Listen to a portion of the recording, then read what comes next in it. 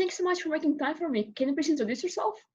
Hi, yeah, I'm Christine Toy Johnson. I'm here in New York City, where I'm currently on hiatus from the North American tour of Come From Away.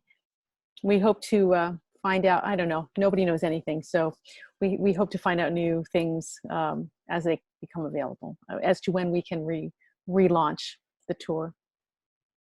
What do you remember about the day when you found out that you're going to be on a hiatus?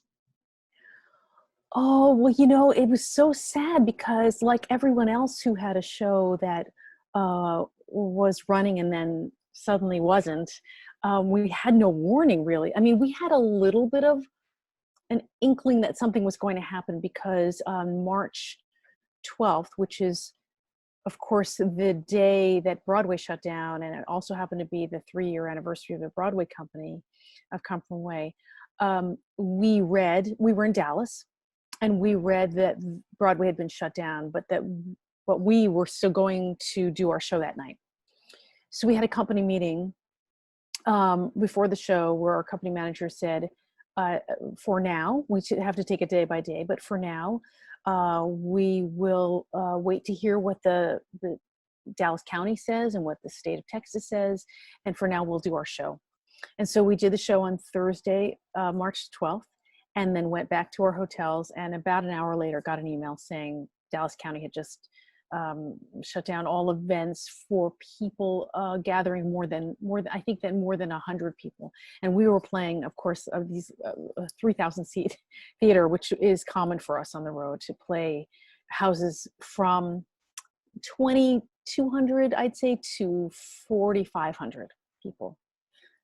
So our company said, what we'll do is we'll make sure that you can get into the theater on Friday and pack up your trunks and take out anything that you think you might need for, say, 6 weeks or so. Pack up your dressing rooms, because we had only opened there 3 days before that. And then they set travel in motion for us to get home, the cast members, on Saturday. The crew, of course, had to stay and load out, pack up the whole set and load out, and then get back to their homes when they could, I think, which was that Monday. So it was sad because we didn't really know, we still don't know how long we would be separated. We had a company gathering on Friday night because our friend Andrew Szymanski was supposed to leave the show that Sunday after being with us for the entire year and a half we've been together, to move on to another project. And suddenly it was like, oh, you've actually done your last show already, but let's at least gather and say so long for as long as we will be apart. And so we keep in touch very often, our company, and we look forward to the day when we can all be together again in the same space. And when did you first hear about Come From Away musical? Well, I am actually, I live in New York City, and I'm actually a voter for the Tony Awards, so I had been invited to see it. Sharon Wheatley is an old friend of mine, so I was excited to see her. And also I knew various other people involved with it. So I heard about it as actually as it was being developed because of Sharon and because of David Sankoff and Irene Hein, who also know. See, I always do that. I mix up their names because they're this super couple. You know what I mean? Irene Sankoff and David Hein, because I know them, and so I've been following on social media the development of the show. I was so excited for them when they got to open in New York. Can you tell me about your audition? Let's see. It was a little traditional in that what happens often is the producers send out a casting notice to casting directors, so saying we're casting this tour, we're looking for all of these actors. They have the writers work with casting to put out what's called a breakdown, a description of all the characters and the characteristics that they're looking for. Then the casting directors send it to agents, and agents submit their clients, and the casting directors choose which clients to see. And so that's sort of the normal, a normal process. I happen to be shooting a television show all of from January through April of 2018.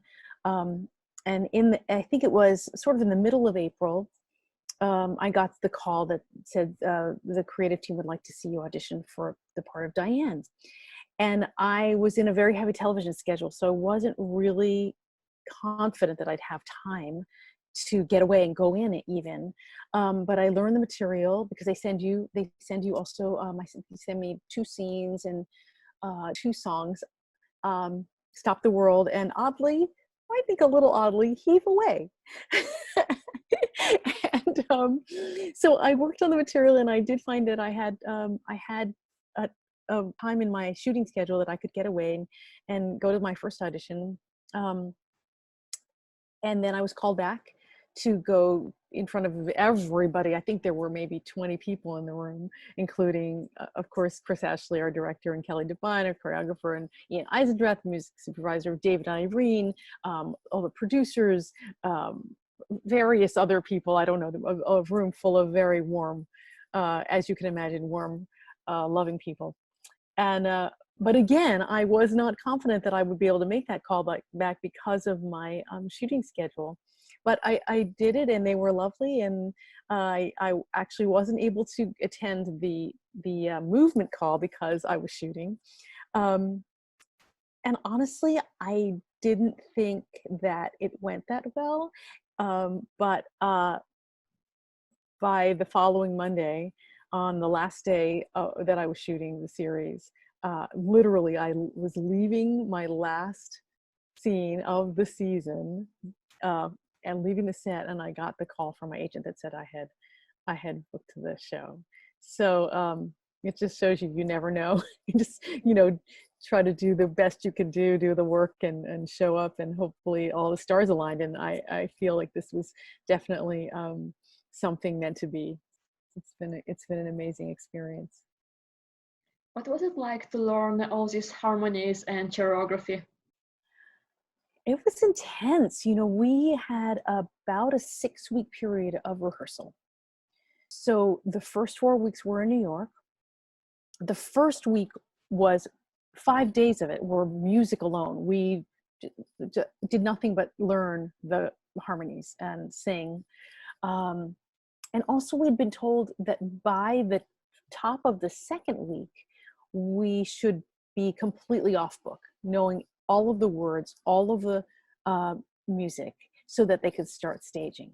That's very unusual because a lot of times actors use the time while they're blocking, while they're getting the staging, to learn the lines and the music. But as you know from seeing the show so many times, it would be impossible to be holding anything, book of music or a book of your script, and try to learn the choreography and everything.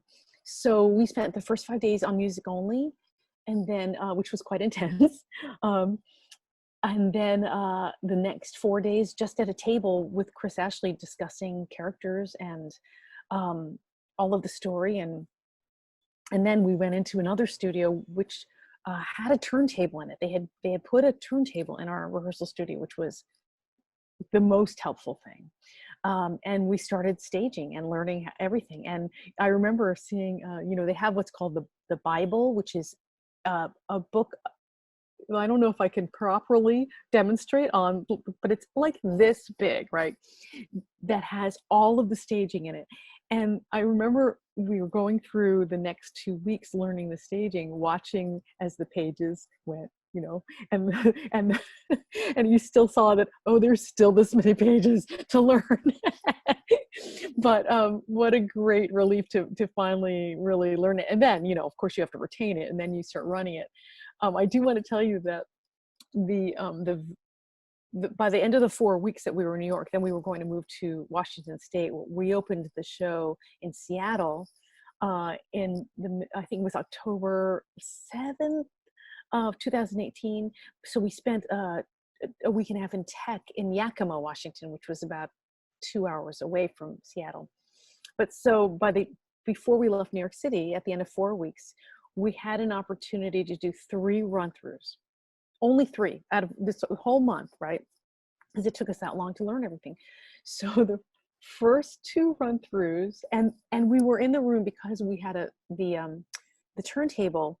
There was very little space left for the people watching. So the whole creative team would always watch, and all the standbys would watch. There was only 3 feet between us at the edge of the stage and the people watching. So the first 2 run-throughs we did were for the Broadway company.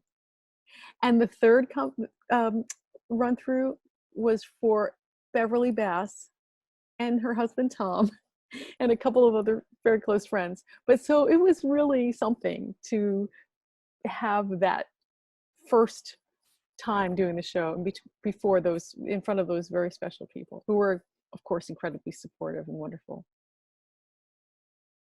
Wow, that sounds incredible. Yeah, yeah. What was it like to meet the real Diane? Oh, I love Diane and Nick so much. It was wonderful. You know, they are the warmest, loveliest people, and so generous of spirit. So overwhelming, but also wonderful. I had spoken with them on the phone for about 90 minutes before we started rehearsal, just to get to know their story from their point of view a little bit, and, you know, get to know each other.